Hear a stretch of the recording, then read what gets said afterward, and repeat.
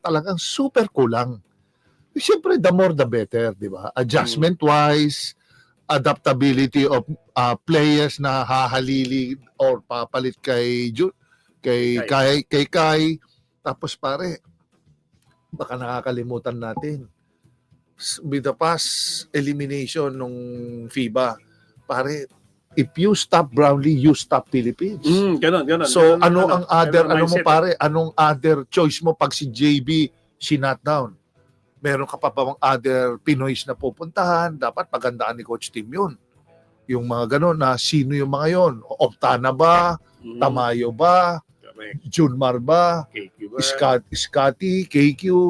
Siyempre, ano yun mas kailangan nila ng maraming laro para makita na ni Coach Tim sino yung talagang pupuntahan niya pag crucial.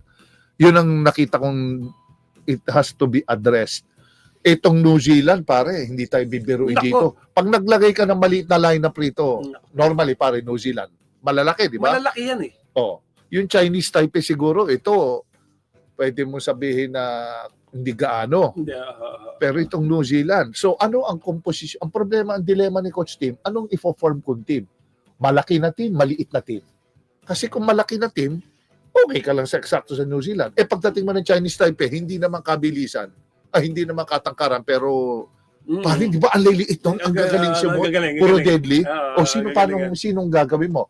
Magbubuo ba ako ng defensive team?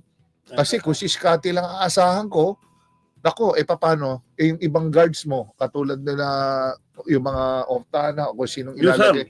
Nusam na are they, yun, si Nusam, nakaka-defense, paano yung iba? Baka mawala sa rhythm kasi scorer, biglang all of a sudden, magiging defender. So, marami pare. Anyway, magaling si Coach Tim. He will figure it out. Gagawa niya ng paraan yan.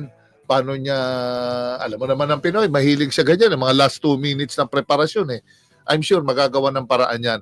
Pero